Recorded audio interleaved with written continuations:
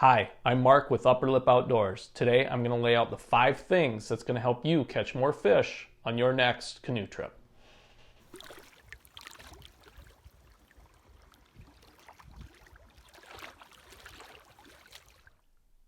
Now, we're not professional fishermen by any stretch of the imagination.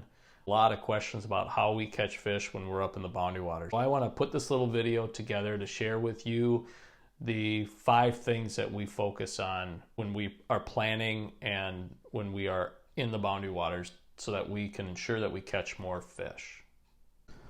The first thing that we learned is don't go in blind. I would jump on the internet. Do some research on the Minnesota DNR site, Lake Finder. You can find a lake by a map, so you can actually look where you're going to go, pick out a lake, and see what kind of fish are in the lake. It's always a good place to start. You can plan to see kind of the type of fish that are going to be in there by looking at the lake surveys. This one has some walleyes in it. You see the good numbers of this lake. Here we are, some good size. Wow, that's a great lake to fish for walleyes. Right there, wow. What a great lake. The other thing I would do is also visit bwca.com. Now, bwca.com has a lot of forums on it. Several people with a lot of experience for the boundary waters.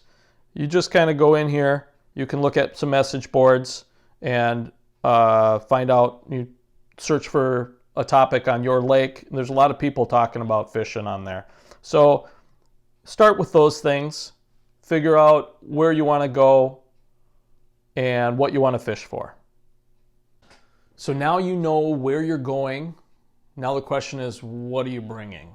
What kind of gear? A couple tackle items and why we use those things. First of all, what I'm going to bring is just a spinning reel, nothing fancy, just a spinning reel, a 2-piece rod, and maybe a backup. I'll bring not a backup rod, but a backup spinning reel. For the most part, that's all I bring for like fishing poles or anything like that. The fillet knife, if you're going to eat, you don't have to bring a fillet knife, but you can bring a fillet knife. We use the paddle as a cutting board. A metal stringer, it's better for the fish, and they live a lot longer as opposed to a rope stringer.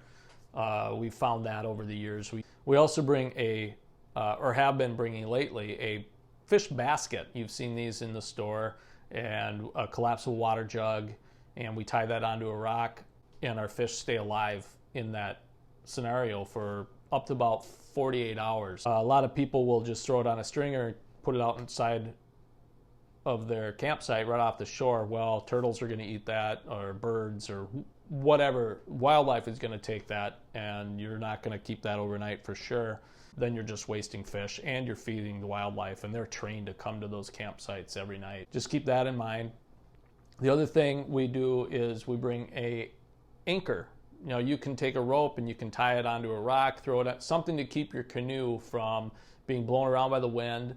It gives you the best opportunity to keep your lines in the water if you don't have one of you trying to navigate the canoe and keep it in the right position and that sort of thing. So what we do is we bring a basketball net, we tie one end off, the rope around the other end, throw a couple rocks in there, and drop it down. And that seems to work great. It's lightweight. We bring a couple of them so we can have one in the bow and the stern. And that seems to work awesome. So that's probably one of my favorite things that we've done over the years to help us catch more fish. And we bring a net. That's all, not a necessity, but we also bring a net just so that we can net any sort of fish that we want, really. It's a collapsible one, so it packs away. You don't have to bring a net. You can use your hands. I just find that it's a lot easier to use a net because the fish can shake off the hook or whatever. You'd be really upset if the only fish you caught for dinner, and it was a nice one, it got away because you had it up to the boat, you just didn't grab it, he shook off your hook. You know, you'd probably be a little upset. I know I would. So the other thing is you bring a tackle box, obviously. You put some stuff in there. Some things that I typically bring is I'll bring a silver and a gold Little Joe spinner, put a weight on there. It's like a Lindy rig, and you hook your live bait on there. You can even do a gulp minnow or a gulp leech on there, and then you can either let the wind blow you across the lake, or one of you can steer and navigate the canoe with your holding the rod between your legs, and the person on the bow can just sit there and fish. That's my role. I just sit there and fish. Ryan likes to steer around, and he likes to sit in the stern. I'll bring a couple crankbaits, a couple daredevils, MEP spinners, jigs with plastics, and those are great for smallmouth bass. You'll catch some walleyes too, but they're great for smallmouth bass and northerns. Just going along the shoreline casting, you'll catch them. Problem is, you'll also get a lot of snags with those sorts of things, and then both of you are trying to navigate the canoe to get that snag off, and then you cut your line. Now you've got monofilament on the bottom of the lake for 1,000 years. I don't really fish that way much anymore, just because of that. I like to fish as passively as I can. Let the crankbait, the Lindy rig, or the bobber do what it does. We typically will buy leeches that we bring up there. We'll hook them up on our system, which I'm going to show you now. I'm going to go grab that gear. We're going to run to the store, and I'll be right back.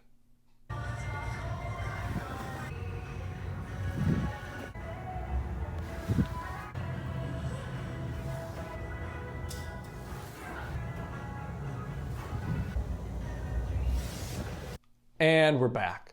Let's go over what we just picked up and put in our basket.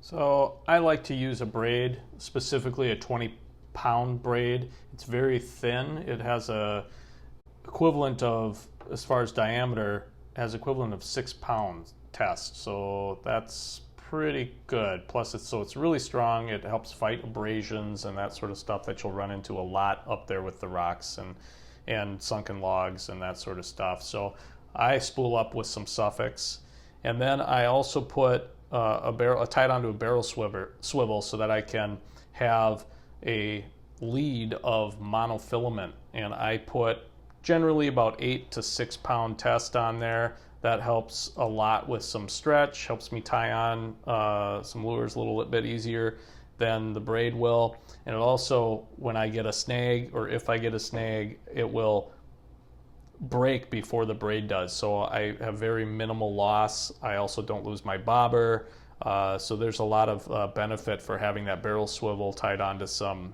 monofilament.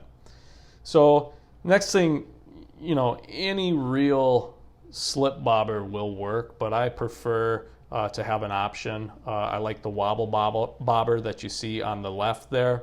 That will help with some waves. It'll get a little more action on the leech or jig or whatever you're using underneath it. And then on the left there you see the standard one. Sometimes I'll switch them up. There's several different brands out there. I've only seen one of the wobble, but you can use whatever kind you want really. Slip bobber is the only important thing. And of course, if you are going to fish at night, I would also pick up one of these. These are great for low light situations. And of course, you can never get enough beads and knots. Sometimes you'll have to retie a bead on there or a knot on there. So then just a jig head. So this is we've found that pink really works well. I would bring several different colors, start out trying some. If you're on a new lake especially, try some different colors, see what happens, and then everyone switch to what's really working. And this will help you keep that bobber looking good and catching all of those walleyes. If you have it situated, they'll all catch on the upper lip once you set that hook. That brings us to our third thing, right? Fishing time. When should I be fishing? Well, there's a couple things. First of all, when you're sitting at the entry point and you're ready to get to your campsite, to the lake that you've done all the research for, just get there. Don't be fishing on the way there. You'll spend more time working on snags and stuff than actually fishing. And it also brings a lot of risk to break your gear. It also, you get a hook in your arm. You're just not ready to do it. Just get to the lake. And then once you get to your campsite, make sure that you have the water ready to drink. You've got firewood ready, you've got your tent up or your hammock up, whatever it is. You're just prepared to, in case the weather turns. So just be prepared, get ready, eat whatever you need to do, just so that you can just say, all right, now I'm going to concentrate on fishing. When are the best times to do that? To go fishing, to actually fish? Well, there's a couple things that I do. First of all, I know that low light situations like dawn and dusk are always good for walleye. They are a low light fish. They love to come up and eat at those times. We generally can't get up early enough to hit dawn, but we always try to fish and get the night bite. Make sure you do have that lighted bobber. The other things that you do during the day, I don't know how many of you have actually used these things. Some people think it's like witchcraft. Vector tables. So vector tables, I believe, use some of the moon phases and that sort of thing to kind of figure out when the fish are more active. Well, I've used these. I know that there are good times, poor times, excellent times, and they're pretty good. Kind of freaky, really. It's weird. They work. You have to make sure you set aside time to fish and make sure you're being most efficient with that time, because you always have to do other things when you're up in the back country, canoe country, to make sure that you're being prepared and safe. You've done some research, you've looked on bwca.com, had some thoughts about that. Even if you haven't, some things that I always look for, first and foremost, is there an inlet? Any sort of current coming into a lake will be a great spot to catch fish. All sorts of fish hang out in these spots. Make sure that you get there, you check it out. You can always catch fish in those spots. Rock outcroppings in the middle of the deep water. Those sorts of things, you can assume that there is some sort of a shallow ledge or ridge that has access to deep water. These places normally will hold walleyes, and you can bet that there will be some fish there. So those are some other things. Pay attention to the shoreline. Shoreline's also important. Shoreline will kind of tell you if it's a steep shoreline, it probably continues to some degree into the water. Another thing too is make sure that your location is safe. Don't go out into the wind when it's really windy. Anchor down. You're asking for trouble. So just try to navigate that as best you can. And that kind of brings me to the final fifth thing that we've learned, and it's canoe positioning. So what do I mean by that? Well, when you're out on the water, you want to be fishing where you have two lines in the water, or as many as you can. I guess if you're by yourself, you want to make sure that your canoe is in a spot where you're going to be able to access fish, and you're not worrying about it blowing around or somebody not being able to fish because they're paddling, whatever it is, snags and those sorts of things. You want to eliminate that. If it's a really windy day, try to fish from shore, find an island, do something like that, or find a quiet little nook and cast into the wind. Something to block that wind so that you can spend the most time fishing, use that anchor as best you can. Those are really the 5 things that I think will help you catch more fish in the boundary waters or on any canoe trip for that matter. So I hope that this is going to be useful for you. You know, if you have some other ideas or think I'm full of it, whatever it is, leave the comments down below. We are adaptable. We will do other things. So I'm always eager to learn. I hope you are too. If you like what you see here on Upper Lip Outdoors, check out some of our other videos. Hit the like button and subscribe. We really appreciate it. And I hope to have more videos up as we prepare for our summer trips. Ryan and I will have a video up shortly kind of outlining what we plan on doing. But until then, thanks again. Hit that like button, subscribe if you haven't already, and we'll see you at the next time.